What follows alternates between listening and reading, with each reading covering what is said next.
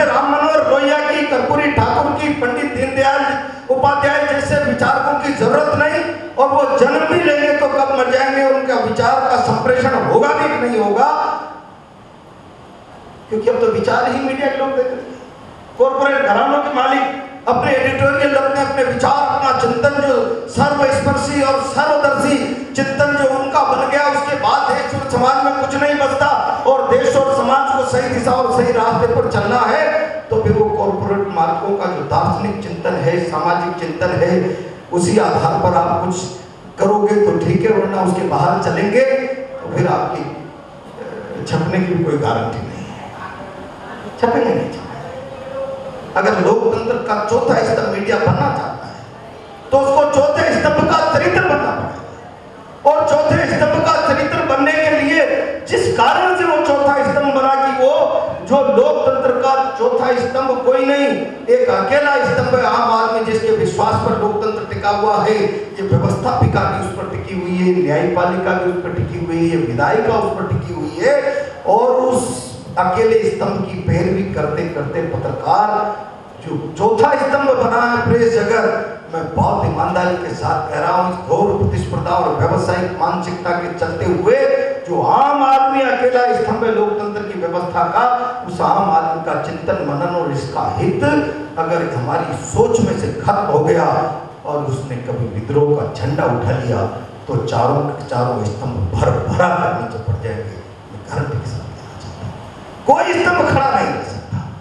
जो स्तंभ खड़ा है वो उसके विश्वास पर टिका हुआ है और उसका विश्वास बना रहे, इसलिए उसकी आवाज बनकर, उसकी आवाज को ताकत देकर लोकतंत्र में उसकी बात बनी रहे, उसका भरोसा टिका रहे। और उसका भरोसा, उसके तर्क को, उसकी सच्चाई को जब तक सामने नहीं लाया जाएगा, प्रेस, मैं कह रहा हूं, मैं सूरज को दीपक नहीं दिखाना चाहता। में कई बार डर और लगता है कि प्रेस में ज्यादा बोल जाओ प्रेस वालों के सामने तो लिखेंगे क्या और फिर सफाई देनी पड़ेगी कि मैंने, आप सार जी ऐसे नहीं बोला था, ऐसे बोला था, आपने उसके गलत अर्थ निकाल दिए। लेकिन मैं इतना कहना चाहता हूं, आज के समय में व्यवसायिक मीडिया में काम करने वाला पत्रकार दुखी नहीं है। व्यवसायिक मीडिया ने सत्ता के गलिवारों से लेकर शासन प्रशासन में अपनी ताकत को इतना बढ़ा दिया कि उनके विचार, चिंतन और लेखनी का नहीं, उनकी हैसियत का सम्मान होने लग गया। और उनकी हैसियत के सम्मान के चलते हुए जो कलमकार है, जो दर्द को लिखता है, दर्द को सजाता है, दर्द को संवारता है, जो सच्चाई पर चलता है, थकता है, उसकी आवाज दबती हुई चली जा रही है। आज अगर चुनौतियां हैं, आज अगर परेशानियां हैं, कॉर्पोरेट क्षेत्र से दूर जो देश की आत्मा को जिंदा रखने का संघर्ष कर रहे हैं, उन लोगों के सामने चुनौती है। उन लोगों के सामने कई प्रकार की विकट परिस्थितियां हैं। उन विकट परिस्थितियों में से कैसे इस प्रेस जगत को निकाला जाए। कई बार श्रमजीवी पत्रकारों के बारे में, कई निजी पत्रकारिता क्षेत्र में स्वतंत्र काम करने वाले पत्रकारिता प्रेस के लोगों के बारे में जो झूठते हैं, सच्चाई को सामने लड़ते, अपना जीवन दांव पे लगाते, सच्चाई को सामने लाने के लिए अपने जीवन का खतरा तक उठाने का साहस करते हैं, ऐसे लोगों के सामने कई प्रकार की चुनौतियां हैं। आर्थिक चुनौती भी उसके सामने है। वो अपनी कलम को बेच नहीं सकता, अपने ईमान को बेच नहीं सकता। और आज की तारीख में बिना बिके धन का अर्जन नहीं हो सकता। बिना बिके धन का अर्जन नहीं हो सकता। लेकिन धन हमारे गाँव दादी धन धान्य गयो कुछ नहीं गयो, स्वास्थ्य गयो कुछ खोदिनो, चारित्र गयो सब कुछ ही गयो, दिख जन में घर दिलीनो। हम जिसको बेचने की बात करते हैं वो मोरलिटी अगर चली गई, आदमी के पास धन चला गया तो कुछ नहीं गया, स्वास्थ्य गया तो कुछ चला गया, लेकिन मोरलिटी अगर चली गई तो उसका जीवन निरर्थक है, चाहे उसके पास धन के भंडार पड़े। और इसलिए मैं आज आप लोगों से कहना चाहता हूँ, जिस पवित्र मिशन के लिए आप लोग काम कर रहे हैं, आपके इस मिशन को जिंदा रखने के लिए सरकारें भी चिंतन करती है। आज धन्यवाद देना चाहता हूँ वसुंधरा जी ने जो पिछला बजट पास हुआ, पत्रकारों के लिए श्रमजीवी पत्रकार और उसकी एक परिभाषा डिफाइन की है, उनके लिए व्यक्तिगत और सामूहिक बीमा योजना लागू की है। सामूहिक बीमा, उसका लाभ उठाएं।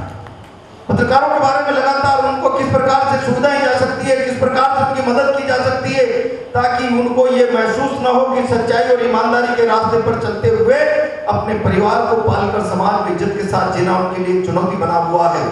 सरकार इस पर विचार करके कंधे से कंधा मिलाकर हर आदमी, आम आदमी जो जानता है कि इस व्यवस्था में सच्चाई को जिंदा रखने के लिए कलम की ताकत, कलम की ईमानदारी, कलम की पवित्रता का जिंदा रखना जरूरी है, वो संपूर्ण सद्भाव के साथ आपके बारे में सकारात्मक चिंतन करता है।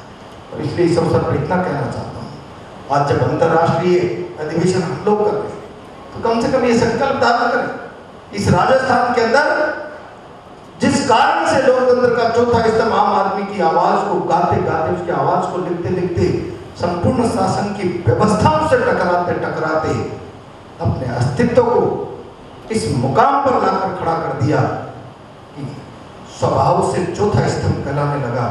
उसकी मजबूती, उसके वैभव, उसकी ईमानदारी और सच्चाई को जिंदा रखने के लिए कलम थके नहीं, कलम रुके नहीं, कलम बिके नहीं, ईमानदारी के साथ आगे बढ़े। सरकार के लेवल पर आपका कोई मेमोरेंडम होगा तो निश्चित रूप से मैं अपनी बात रखूंगा, लेकिन आजकल सरकारों की स्थिति भी क्या है, सरकारों को सीमित लोग चलाते हैं। विधायकों का काम विधानसभा में हाँ पक्ष और ना पक्ष की उपस्थिति तक सीमित रह गया है। गवर्निंग काउंसिल के फैसले, इसमें विधायकों की कोई भूमिका नहीं बची। सरकारों के बड़े फैसले विधायकों की राय के आधार पर तय होते हो, ये परंपराएं लोकतंत्र की व्यवस्था से मिटती हुई चली जा रही है। और इसलिए मैं कोई दावा तो नहीं करना चाहता कि मैं विधायक हूं, जो परंपराएं मिटती जा रही है मैं उन परंपराओं को जिंदा रखूंगा या कोई फैसला करा दूंगा, लेकिन मैं इतना कह रहा हूं कि जिस काम के लिए मुझे लेजिस्लेटर बनाकर आप लोगों ने भेजा है, जनता ने भेजा है, उस लेजिस्लेटर की भूमिका के नाते आपकी आवाज को सरकार से लेकर सदन तक रखने में मैं जिम्मेदारी निभाऊंगा, ये विश्वास के साथ कह रहा हूं। लेकिन मैं इस मन से इतना बड़ा सच बोल रहा हूं, इतना बड़ा सच बोल रहा हूं, ये परंपराएं पार्लियामेंट में भी मरती जा रही है, ये परंपराएं असेंबली में भी मरती जा रही है कि सरकार विधायक दल से चर्चा करके लोक कल्याण, जन कल्याण की योजनाओं की क्रियान्वित करे। महत्वपूर्ण विधायी फैसले, प्रशासनिक फैसले विधायक दल की राय से हों। ये परंपराएं मैं समझता हूँ दिल्ली से अली साहब आए, लोग कई सालों से लोकसभा में भी मर गई होगी, है जिंदा है, मर चुकी है, ये विधानसभाओं में भी मर रही है। और भगवान इनको जिंदा करे, इनको जिंदा आप लोग ही कर सकते हो, लेकिन आप लोगों का भी कुछ सिस्टम समझ में नहीं आता, कैसे छापते हैं कैसे नहीं छापते। आप लोगों की कुछ लोग तो आप लोगों से जबरदस्ती छपवाने की ताकत रखते हैं, और कुछ लोगों के खिलाफ जो छपना चाहिए उसको रुकवाने की भी ताकत रखते हैं, और कुछ लोगों को जितना सा छपना चाहिए उतना सा छापने में भी आप लोगों से परहेज कराने की लोग ताकत रखते हैं। अगर राजनीति और पत्रकारिता का इतना बड़ा व्यवसायिक गठजोड़ हो जाएगा कि वो सीमित हितों तक उनकी सोच का नजरिया खड़ा रह जाएगा, तो समाज में सर्वदर्शिता, व्यापकता और नए नए विचारों का पुनरुदय हो पाएगा। इसकी कल्पना भी मैं समझता हूँ। इस व्यवसायिक गठजोड़ में कलम को बंधना नहीं, अगर इस व्यवसायिक गठजोड़ में, राजनीतिक और प्रेस के व्यवसायिक गठजोड़ में कलम बंध गई तो आपका नजरिया सीमित बन जाएगा, आपका लेखनी का दायरा सीमित हो जाएगा, आपका चिंतन पर ग्रहण लग जाएगा, आपके विचार पर ग्रहण लग जाएगा, और जिसके ग्रहण लग गया उससे पारदर्शिता और ईमानदारी की उम्मीद नहीं की जा सकती। इसलिए इस व्यवसायिक गठजोड़ से अपनी कलम को मुक्ति रखें। आपकी कलम इस व्यवसायिक गठजोड़ में किन्हीं व्यक्तियों की गिरवे नहीं रखी जा रही, चाहे उसके लिए कुछ भी करना पड़े। कलम कहा तो उसको कहते हैं कि अगर कोई कलम को गिरवे रखने की बात करे और मजबूरी और आत्मसम्मान से जुड़ा हुआ फैसला आ जाए तो कलम छोड़कर नई कलम पकड़ ले। कलमकार की आत्मा तो वो होती है, लेकिन कलमकार डरने लगा इस युग में। मैं अगर इस कलम को छोड़ूंगा, इस व्यवसायिकता के जमाने में मेरे बच्चों को पालूंगा कैसे? ये चुनौती है, हम भी मानते हैं। इन चुनौतियों के चलते हुए इस व्यवस्था में अपनी साख को कैसे बनाकर रखोगे, इसका समाधान मेरे पास नहीं। ये समाधान तो आपके अंतर्राष्ट्रीय और राष्ट्रीय मंचों के पास होगा, इस पर भी चर्चा करें। और जहां हमें आपके बारे में मैं संपूर्ण सद्भाव रखता हूँ, प्रेस लोगों के सामने सच्चाई रखने का सबसे बड़ा जरिया है। ये आज नहीं, आज़ादी के समय से, ये आज नहीं, इमरजेंसी में भी जब लोकतंत्र को नजरबंद कर दिया गया था, तो नजरबंद लोकतंत्र को मुक्ति दिलाने के लिए सेंसरशिप के बाद भी सत्ता की मीडिया ने, इस देश के मीडिया ने घुटने नहीं टेके। वो अली जी की उस बात पर इंसानियत, मानवता और भारतीयता के आधार पर वो मीडिया लड़ता रहा और नजरबंद लोकतंत्र को उसने मुक्ति दिलाई। देश में कई बार ऐसी घटनाएं हुई। अन्ना हजारे का आंदोलन बेईमानी और भ्रष्टाचार के खिलाफ हुआ। हिंदुस्तान की मीडिया ने इस लोकतंत्र में बेईमानी और भ्रष्टाचार के खिलाफ जो आंदोलन हुआ, इसको इतनी बड़ी ताकत, आम आदमी की आवाज बना दिया उस आंदोलन को। और जब वो आंदोलन आम आदमी की आवाज बना, सरकारों की मंशा के विपरीत वो आंदोलन था। अन्ना हजारे के आंदोलन के सामने देश की पार्लियामेंट झुक जावे या आह्वान करे, क्या हम आह्वान करना चाहते हैं आप अनशन तोड़े। ये मीडिया की देन थी कि अन्ना हजारे के उस आंदोलन को आम आदमी की आवाज बनाकर उस मुकाम पर पहुंचा दिया कि भारत की पार्लियामेंट को झुकना पड़ा, नतमस्तक होना पड़ा। कि अगर हमने अन्ना हजारे के आंदोलन को, जिसको लेमैन की आवाज का स्वरूप मीडिया ने बना दिया, उसकी अनदेखी और नजरअंदाजी की, तो डेमोक्रेसी की चूल्हे हिलाने के लिए आम आदमी खड़ा हो गया। ये हमने अभी देखा चंद दिनों पहले। हम आजादी की बात नहीं करना चाहते, हम इमरजेंसी की बात नहीं करना चाहते। पिछले कुछ 2 सालों में ही हमने ये प्रेस की ताकत को, मीडिया की ताकत को, मैंने मेरे राजनीतिक जीवन में इतनी बड़ी घटना नहीं देखी कि मीडिया ने आम आदमी की आवाज को इतनी बड़ी ताकत दी कि एक व्यक्ति के आंदोलन के सामने भारत की पार्लियामेंट नतमस्तक होकर कहे कि देश की लोकसभा आपसे अपील कर रही है अनशन तोड़े। ये भय था, ये सम्मान था जनमानस का जो मीडिया ने जगाया। ये भय था कि व्यवस्था को अगर कुछ हो गया, एक आंदोलनकारी को जिसके पीछे देश का जनमानस प्रेस की कलम की लेखनी के कारण जुड़ गया, तो देश में एक विकट चुनौतीपूर्ण हालात पैदा हो जाएंगी। ये अभी चंद सालों पहले मीडिया ने एक राजनीतिक वातावरण में एक ऐसा परिदृश्य प्रस्तुत किया। लेकिन देखिए, कुछ दिनों बाद मीडिया अपनी चाल और रफ्तार को तुरंत कैसे बदल देता है। कल तक जिसको राम कहता है, परसों से उसको रावण भी कहने लग जाता है। और इसको प्रभावित करने के क्या क्या तरीके रहते हैं, दिल्ली से आए लोग ज्यादा जानते होंगे। मेरी तो प्रार्थना है, बहुत ईमानदारी के साथ मैं साधारण राजनीति कार्य करता हूँ, और जिस विचार को अली जी ने रखा है, इंसान, इंसानियत और मानवता, मैं सार्वजनिक जीवन को पूरी पारदर्शिता और ईमानदारी के साथ जीता हूँ। ईमानदारी के साथ गलत काम होता है, अंतरात्मा को विद्रोह करने की किसी सनक आती है, विद्रोह करने की अंतरात्मा। आपने देखा है कि एक छोटी सी घटना को, मेरी को इंटरनेशनल घटना बना दिया।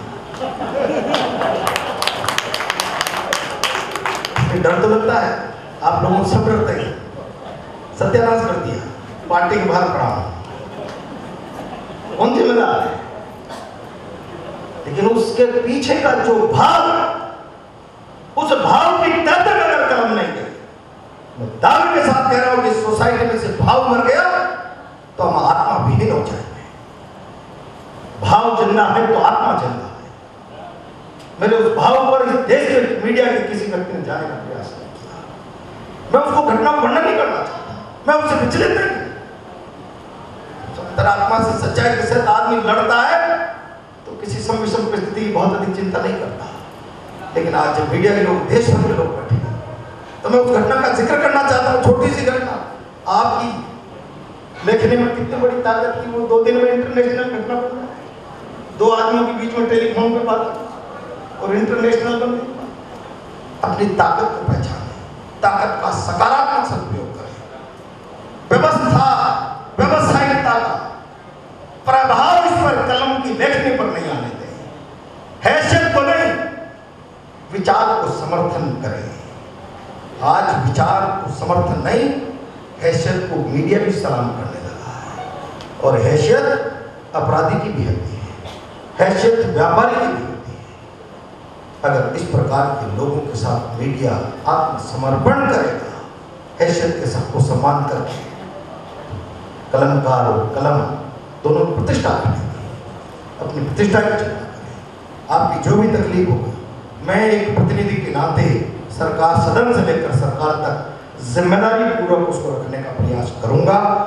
और मैं आज फिर से तमाम लोगों का स्वागत करता हूं, अभिनंदन करता हूं। प्रोग्राम में हमारे फख्र की बात है, देश के कोने से, दुनिया से, दूसरे देशों से भी लोग आए हैं। मैं आप सबका स्वागत करता हूं, अभिनंदन करता हूं। मेरी बात अगर किसी को गलत लगी है तो मैं क्षमा प्रार्थी हूँ। बहुत बहुत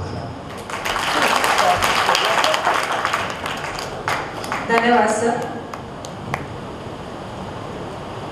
वास्तव में किसी ईमानदारी और सच्चाई के साथ अपनी मंजिल को पाना मुश्किल है, नामुमकिन नहीं है। हम ये कहना चाहेंगे कि वो पथ क्या, पति कुशलता क्या, वो पथ क्या, पति कुशलता क्या जिस पथ में बिखरे शूल ना हो, नाविक के धैर्य कुशलता क्या जब धाराएं प्रतिकूल ना हो। और अब मैं हमारे मुख्य अतिथि